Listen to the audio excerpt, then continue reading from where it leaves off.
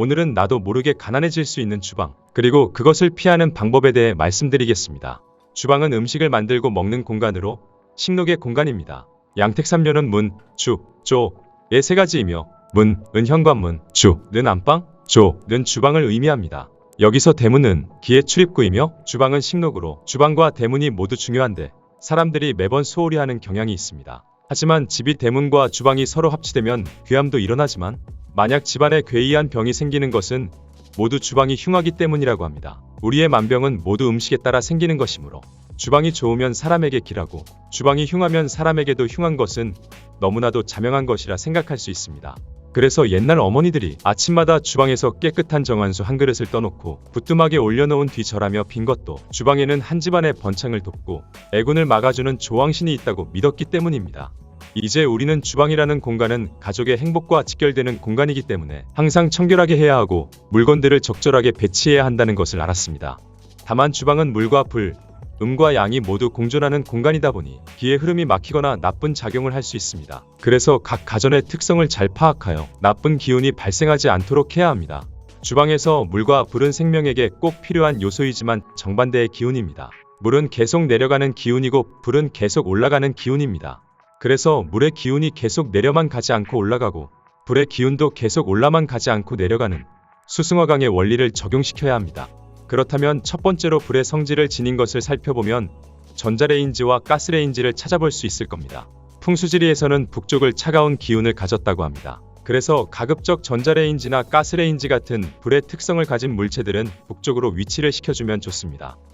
그리고 차가운 기운을 가진 것들은 대표적으로 냉장고와 싱크대가 있을 것이며 이는 뜨거운 기운을 가진 남쪽 방향으로 설치를 해주면 좋습니다. 이렇게 특성과 방위에 맞춰 배치를 해주는 것을 풍수지리에서 음양의 조화를 이루었다고 합니다. 만약 부득이하게 방위를 지킬 수 없을 경우 해당 가전 옆에 관엽식물을 배치해 주어 완충작용을 시켜주는 게 좋습니다. 그렇다면 뜨거운 성질의 가전과 차가운 성질의 가전이 만나는 것은 어떨까요? 왠지 차가운 기운인 냉장고와 뜨거운 기운인 전자레인지가 만나면 기운을 상쇄시켜 좋을 거라고 생각이 드실 수도 있습니다. 하지만 이 경우는 남향과 북향 기운으로 상쇄시켜주는 것이 아닌 서로의 기운이 충돌을 하게 되는 것입니다.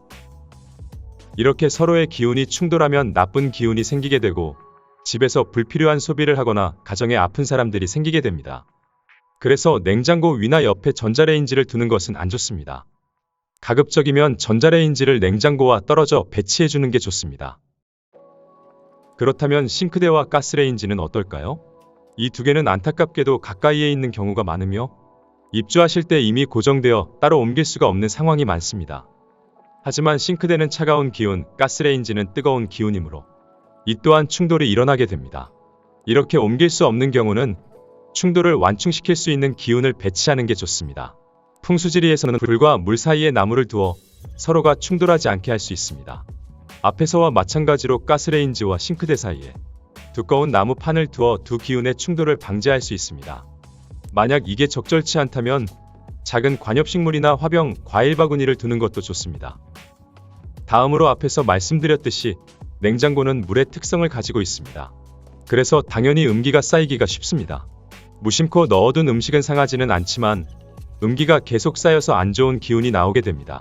이렇게 밖으로 나온 기운은 가족들에게 불면증을 일으키거나 집안일이 잘 풀리지 않게 됩니다.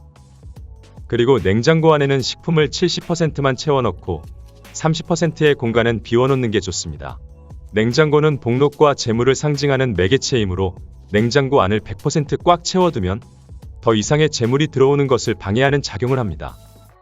마지막으로 식탁은 가급적 자연 소재의 목재로 둥근 형태가 좋으며 사각형이라도 모서리 부분이 뾰족하지 않고 완만한 것이 좋습니다. 식탁 위에 테이블보는 어두운 색보다는 밝은 색으로 하고 유리를 덮는 것은 차가운 성격으로 좋지 않습니다. 반드시 유리를 덮어야 하는 경우라면 유리 밑에 밝은 색의 식탁보를 깔아서 사용해야 합니다. 그리고 벽에서 약간 떨어지게 배치해야 기의 흐름이 원활해지게 됩니다. 그리고 식탁 위에 약봉지나 지갑을 올려놓는 것은 좋지 않습니다.